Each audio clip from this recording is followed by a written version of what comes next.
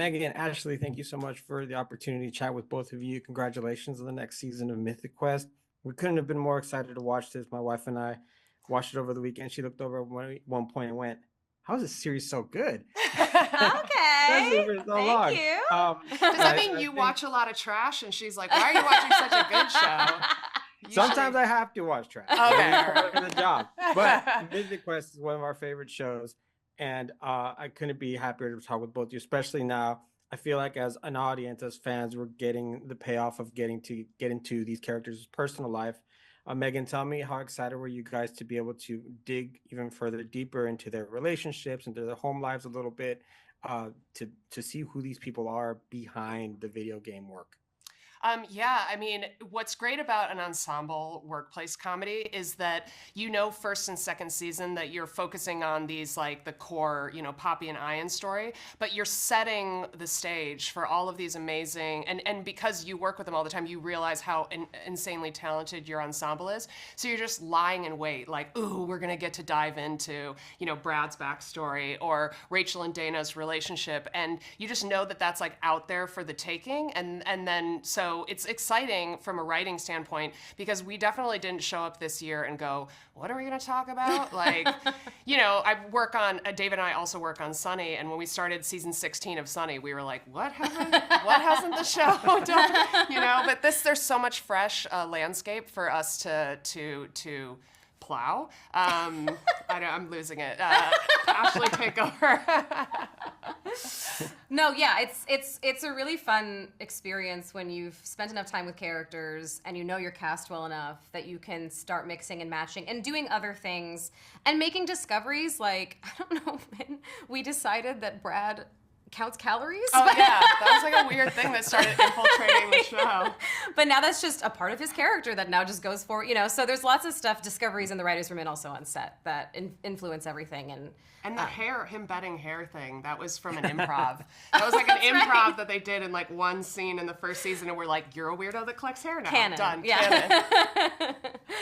A lot of great moments that we've seen develop over the seasons.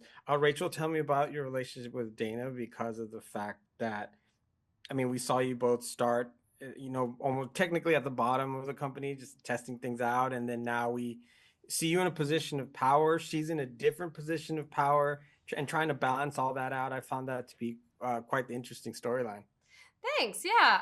I'm excited for our storylines this season because I think now that we're in different positions in the company, there's some tension in the relationship. There's some tension with other characters that plays really funny. Also, I don't think I told you this, we're in a lot of scenes with other ensemble cast members this season, and I never realized just how short Imani and I are until standing next to David in the first episode. Boots, and she wears boots. She wears high boots. And I was like, wow, we are short. That does not answer your question, but I really was like, wow.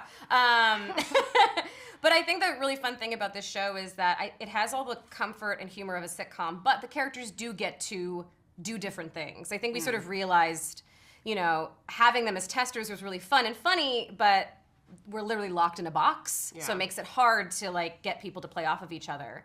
So now that we've sort of broken out of that, there's a lot more opportunities for stories and different dynamics. And we really wanted to play with Rachel and Dana with the idea that most will they, won't they couples, they say as soon as they get together, that's it. There's no story left to tell there. But relationships are really complicated, especially when you work together. Yeah. So there's tons of new problems that can come out in your relationship. Just because you're together doesn't mean that's the ride off into the sunset moment. So we were kind of having fun exploring that. Yeah. Megan, I was really curious. How do you balance out all these relationships now? Because you have Ian and Poppy, you even have Carol doing her own thing a little bit more. Joe's backstory. We got David versus Brad, and where do you guys find the balance in that as far as storytelling? Oh, well, we just try to advance the characters a little bit, every year. Obviously, you don't want people to just change overnight, and you want to keep the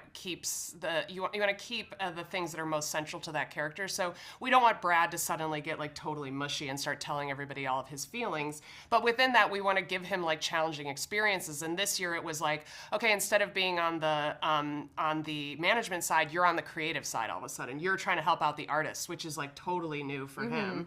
And also, like with Rachel and Dana, it's like, let's put them on other sides of the aisle so that Rachel suddenly feels like management, which is funny for her because she's always wanted to have a voice at the table. She's always like wanted to be in charge, and now that she is, she's like, but my girlfriend.